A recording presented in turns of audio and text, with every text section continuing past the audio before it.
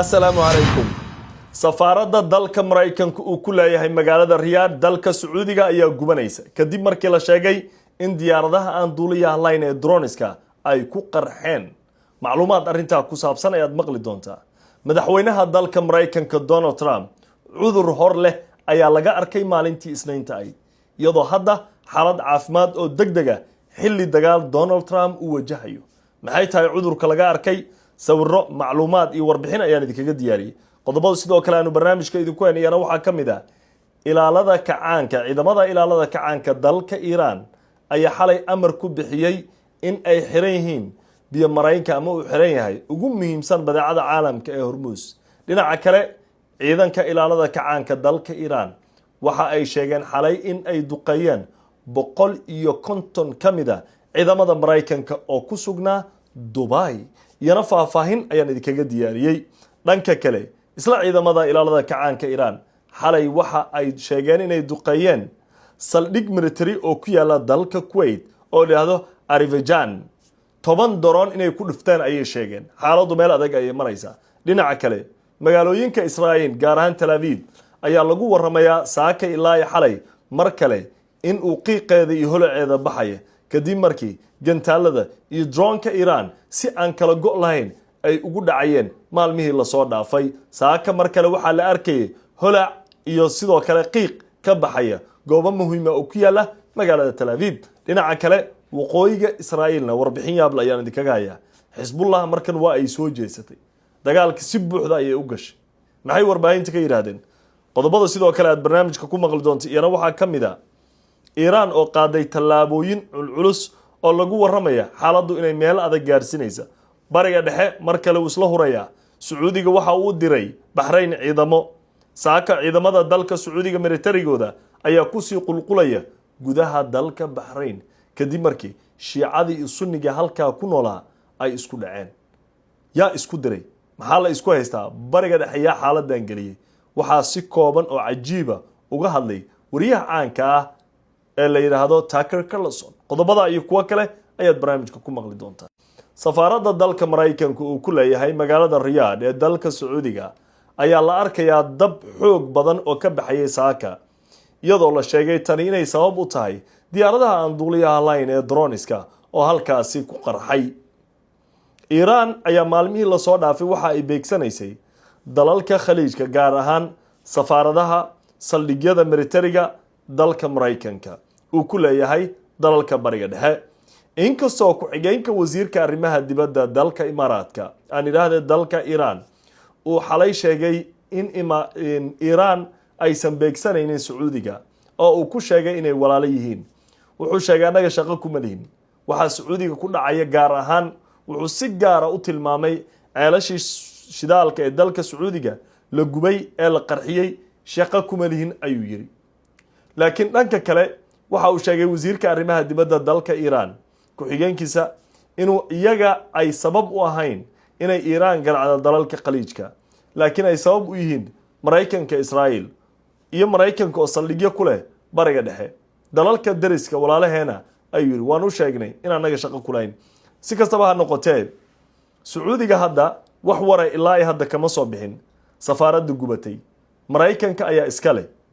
laakiin waxay ku dhex taallaa caasimadda dalka Sacuudiga Riyadh taas oo macnaheedu ay tahay in hadda Sacuudiga qalqal amni oo xoog badan taariikhdiisii xilliyadii ugu dambeeyay markii ugu adkayd ayuu ku jiraa waana xilli malaayiin muslimiina ay hadda ku sugan yihiin magaalooyinka Maka iyo Madiina oo ay gudanayaan acmaasha bisha Ramadaan gaar ahaan umrada waa xilliga ugu badan ee Sacuudiga la taga xajka kadib waa xilligan oo kale bisha Ramadaan gaaraan 10ka dambe ayaa loo badan yahay marka maadaama 10kii dhexe la sii galay dad badan ayaa xilligan ku sugan iyadoo dad badan oo ku xayirmay gudaha Sacuudiga ay dawladda Sacuudiga sheegtay inay caawinayso si kastaba ha noqotee saaxiibada qiimiga leh xaaladda bariga dhexe meel halis ah ay maraysaa ciidamada ilaalada kacaanka dalka Iran waxa ay sheegeen in xalay ay duqeeyeen Imaaraadka mar kale magaalada Dubai oo ahayd mar magaalo kamid ah magaalada ugu ammaanka badan ayaa caawa dadka seexanayay habeenadii la soo dhaafay ku seexan waayay wax amniya amaan darro xasilooni darro ma ahan in Dubai ay amaan lahayn dawladda Imaaraadka inay amaankeedii gaftay ma ahan gantaalada Iran ayaa waxa ay ku keeneen qofka jidka maraya dhawaaq yar hadduu maqlo wuxuu moodaa daroonka Iran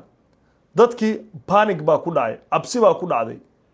ilaa ay ilaalada kacaanka Iran ay qireen saakay warkii u dambeeyay uu sheegayo in ay weerareen 160 kamida ciidamada Mareykanka oo ku kulansanaa Dubai gudaheeda waxay sheegeen inay ku dhufteen gantaaladooda iyo sidoo kale droneskooda isla ilaalada kacaanka Iran waxa ay sheegeen in dalka Kuwait iyana ay garaaceen oo ay burburiyeen burbur weyn gaarsiiyeen Arifijan base oo ah saldhig military oo Mareykanku uu ku leeyahay dalka Kuwait taasi waxa ay muujinaysaa in dalalkii bariga dhexe khaliijkii amaankoodii hadda inuu noqday mid aad u sii dhumaya oo sii baaba'aya dhaqaalahoodana halis badan uu ku jiro dagaalkan dartiis haddaba maxaa dalalkan xaaladan geliyay xaaladan dagaal iyo walwalkan waxaa geliyay sida quruxda badan u sharxay wariyaha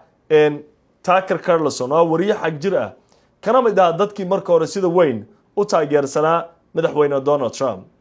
xalay warbixin uu ka diyaariyay dagaalka bariga dhexe waan idin la wadaagi doonaa qayb kamid ah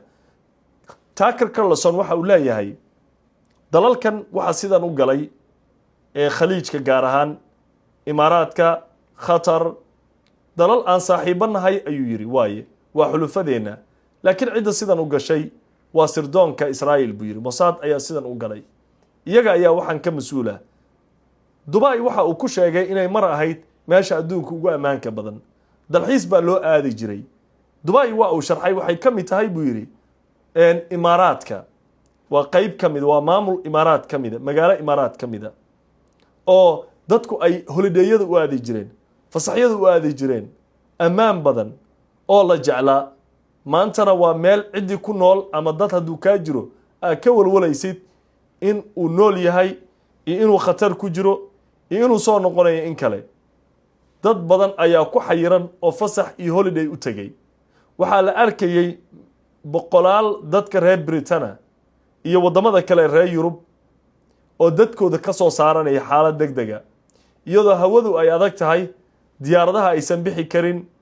wadamada u dhow ayaa dadkii loo tahriibinaya ilaa heer waxa la gaaray xuduudaha looga baxo gawaari taas oo ku tusaysa amaankii Imaaraadka in uu baabay tani ma wax cusub ba intaana taa idin gelin bar waxa dila dhageystaan Tucker Carlson oo aad hadalkiisa xalay uu sheegay warbaahinta baraha bulshada ay u adeegsanayaan kadib markii uu ku eedeeyay sirdoonka Israa'iilna waxaan mas'uul ka yihiin amaan daradan. So it's probably hasn't been reported, but it's a fact that last night in Qatar and Saudi Arabia, authorities arrested Mossad agents planning on committing bombings in those countries. Now, that's weird. That doesn't make any sense. Why would the Israelis be committing bombings in two Gulf countries which are also being attacked by Iran? Aren't they on the same side? No. No. Israel wants to hurt Iran and Qatar and UAE and Saudi and Bahrain and Oman and Kuwait. And they've succeeded. taasi waxay ahayd qayb kamid ah hadalkii wariye Tucker Carlson marka horay ayaamahan labadan maalin waxa aad loo hadalhayay in dalalka khaliijka waxa dagaalkan gelinaya ay Israa'iil tahay xitaa Donald Trump dagaalkan waxa gelisay Israa'iil dalalka khaliijka ma faa'iido ka heleen maya ceelashoodii shidaalka dhulkoodii magaalooyinkoodii waaweynaa goobihii dalxiiska qaybo badan oo kamid ah ayaa la burburiyay ilaa heer Kuwait inta isku dardarsanto diyaaradihii Mareykanka ay soo rido saddex diyaarado Mareykanka lay dhul ku soo riday waxa ay sameynaysaa ma garanayso jahwareer baa ku dhacay qalqalkan waxa galiyay sirdoonka Israa'iil ayuu ku eedeynayaa Tucker Carlson saaxiibada qiimiga loo intaan u gudbin Iran amarka ay bixisay ee ku aadan inay xirayso bi Mareykanka Hormuz iyo muhiimada uu leeyahay iyo sidoo kale duqeynta Hezbollah ee ku aadan ay duqeysay Israa'iil gaar ahaan waqooyiga Israa'iil sheekabaan idinkaga diyaariyay laakiin sida ay qorayaan warbaahinta caalamka gaar ahaan The Guardian oo ka soo baxo Britain oo kamid ah wargeysyada aadka la iskugu halayo macluumaadkooda waxa uu sheegay in madaxweyne Donald Trump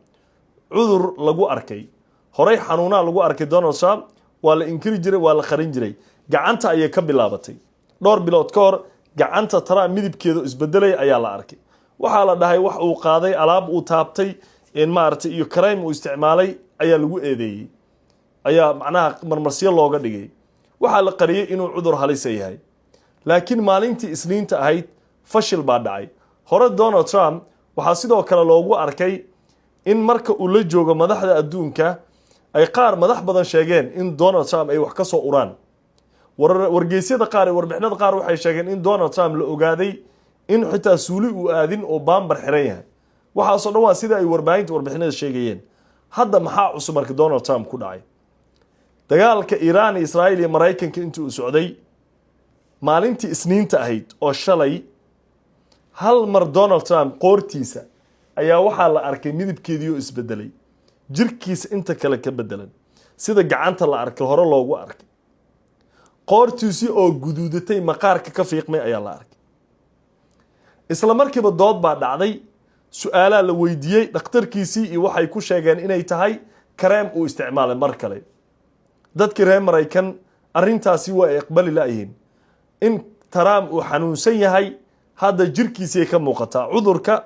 haddii markii hore maskaxda iyo sirwaal koostis dhar uu xirtay iyo baambar uu xirtay waxaas ahayd hadda madaxweyne Donald Trump waxaaba bedelmay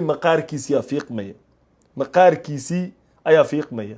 wargeyska The Guardian waxa uu qoray in baaritaan caafimaad degdega dib loogu sameynayo dabcan waxaa laga baqayaa in uu qabo Donald Trump oo la qarinaya xanuunka kansarka waliba midka maqaarka Trump maqaarkiisa qoorta in uu fiiqmo oo qoorta jirka intiisa kale uu ka duwan yahay waa xaalad aanan caadi ahayn waxay isku dayaan dhaqaatiirta in la daboolo laakiin hadda waxay u muuqataa sheekada in la dabooli la yahay marba haddii qoortiisii midibkeedii sida hilib oo kale u ekaaday oo uu fiiqmay waxay ka macno tahay in madaxweynihii uu xanuunsan yahay waxaase aad loo hadalayaa xilli dagaal weyn oo khatara ciidamo Mareykan ay ku dhinteen ilaa iyo hadda tirada ciidamada Mareykanka ee ku dhimatay dagaalka Mareykanka Israa'iil iyo Iran waxaa la sheegay inay yihiin 6 askari waa intay khirteen dhaawac iska daa dhimashada 2 hore iyo 4 dambe oo xalay iyo shalay dhintay 6 askari baa uga dhimatay marka Mareykan gudihiisa laga hadlayo dagaal uu labada aqal ansixinin baarlamaanka Mareykanka uu raalli ka ahayn golaha amaanka laga sharci darro ay ku tilmaameen UN-ka oo aan wax nidaam sharci aan haysanin in Mareykanka ciidamadiisii la geliyo haddana 6 askari iyo ka badan dhimashadu ay marayso dhaawaca ay aad u badan yihiin ciidamadoodii saldhigyadii loogu tagay oo lagu duqeynayo maraakiibtii Mareykanka la garaacayo Iran ilaa Cyprus bay uga daba tagtay Kuwait Bahrain meel fiyow malahan bariga dhaxoo dhan fawda iyo khalalaasa ayay ka abuurtay taasi mar kale waa dambi iyo fadeexa kale oo wajahaya madaxweyne Donald Trump iyadoo xaaladdu sida ay tahay faylkii Jeffrey Epstein dagaalkan waxa soo dhan ay ku fureen ninka odayga haddana xanuunkiisii baa dadka Mareykanka shaki badan gelinaya labadii maalin la soo dhaafay khubaro arrimaha caalamiga iyo diblomaasiyadda uga dooda waxa ay dhaheen madaxweyne Donald Trump ma hogaamin kara Mareykanka maskaxiyan fit ma ahan ay leeyin fit waxa la macnaa ma awoodo ma karo qof macnaa caadiya ma ahan waxa uu Mareykan dagaal ma qaadi jirin dagaalka Iraq fiiri dagaalka Afghanistan eeg dagaalada uu gali jiro dhan Mareykanka intuusan gelin dabeecad waxa uu ahayd allies wax la dhuhu sameyn jiray xulufo aruurin jiray kadib ayuu dagaalka gali jiray laakiin Donald Trump dagaalkan si indhalaan buu ku galay laakiin maxaa dhacay waxa dhacay in Iran si indhalaan ay u jawaabtay inta ka garaac saldhigi uga daba tag Bahrain uga Kuwait uga daba tag Imaaraadka uga daba tag meel lagu baxsaday Sacuudigii Cyprus wadankii soo aadaba oo isku dayay in Mareykanka uu saldhig ku yeesho ama uu ku leeyahay waa ay garaaceen waaye qodobka markaynu meesha uga gudubno waxaynu toos u galaynaa qodob ku saabsan Iran waxay ku dhawaaqday in ay xirtay biyo Mareykanka si rasmi ah ay hadda ugu dhawaaqday marka hore waa la xirayaa iyo waa xireynaa iyo bay ahayd laakiin xalay waxay soo saareen amar ah maraakiibta doomanka ganacsiga wax maray kala marhan baa leh taasoo macnaheedu ay tahay badeecada adduunka in ka badan 25 inay khatar ku jiraan qiimihii sicirka dhaqaalaha adduunka dhulku galaya waxaan iyaa ka mas'uula waxa ka mas'uula weerarka Mareykanka uu ku qaaday Iran ودل كم إذا دلالك أدونك وقف عوين تاريخنا مرك الأخير ريف فارس بالله مال مهمة وكويا لان دنا بدن أيانا برجع دحكة حرن تاسي ما قيمين بالير دونالد ترامب يكوح ديسا إلا وزير ديسي وزير كي جاش دجالك وبحيي إن ماركو روبيو وزير كارمها الدبد حكايا أرمها الدبد حكايا شيسي أرمها الدبد إيكاشان لجا سؤاله لو يديهر أي كعرودان أي جارين أو جاورر أي كدعي يضو حالة سيدا أي تاي عاو مركلة إلا يساك وحصوب بحيا سيدا وربعين تا الجزيرة يكو كلا يقريان إن إيران أي إذا دقينتي وجوب نايت ساك أي كل فتي كذا إسرائيل مركلة ويكو قراعة ويكو قديسة ويكو عشاء هذا ربطنا عصر ردي أي يكو عصريسة عصرية يكو قراعة عصر ردي مركلة مري تاسو معناه ذو أي تاي إيران وحى استعمال يصدرون أفرب بدن كواس أو فضوضينية إن جوابه لو قلت لك لا يكو قرحان يصيدوا كلا هذا ما بكلا جعلبه ما سفارات ما سلك مرتري جوابه إسرائيل تاني وحى يسوبتين مقالوين كإسرائيل نيكلا قانا ولا يسكو سفر كرينين وحى لأركي مقال عجيبة وجودها لقصوا دبي إن وخويج إسرائيل خويج إسرائيل ما حكى داعي مقال كان دواق إسوحنك كيري وديابيسا وخويج إسرائيل عاو حال قد نفتي ugu yaraan xisbullah waxay ku dhufatay ama ku garaacday 15 gantaal taas oo ka dhigtay mar kale Israa'iil in waqooyigana furin kale oo cusub uga furantay kuma xisaabtameenin xisbullah oo ay inta duqeynaysay madaxdeedii ay ka dishay in ay awoodani gadaal kala soo baxayaan xalay xisbullah iyadana waa la garaacay Israa'iil iyana duqeyn ay ku dhufatay gudaha Lubnaan Israa'iil ma kala saarayso markay Lubnaan garaacayso dawlad iyo koox iyo shacab ma kala saarayso koonfurta Lubnaan ay ku dhufanaysaa ee qaybaha kale dalka Lubnaan dagaalka xisbullah ay toos ugu soo biirtay waxa uu ka dhigan yahay in Israa'iil ay ku bateen furimaha dagaalka Mareykanka muxuu arrimahan ka qaban karayaa dalalkii khaliijka waxay leeyihiin Mareykanka wuxuu ka badin la yahay khabiir military oo Sacuudiyana ayaa shalay warbaahinta la hadlo wuxuu yiri Mareykanka amaanka Israa'iil ka badin la yahay dalalkii khaliijka amaankoodii ay wax ka qaban laayiin oo waxa ay maraysaa heer ay Mareykan isku haleyn karin iyagana ay hore u diyaarsanin nidaam difaac oo ku filan droneska iyo gantaalada dhanka Iran uga imaanaya uga filan isku soo duub wali waxa sii harsan oo sii dhiman xuutiga dalka Yemen oo aanan wali si toosa talaabo u qaadin laakiin sheegay inay dagaalka ku soo biirayaan saaxiibada qiimiga lahu waxaynu barnaamijkeena ku soo gabagabaynaynaa hadalkii wariyihii weynaa Tucker Carlson wuxuu noqday hadalka ugu hadalhaynta badan ee bariga dhexe si weyn looga hadlo sida aan muuqaalka hore ku soo qaadanay Tucker Carlson waxa uu yiri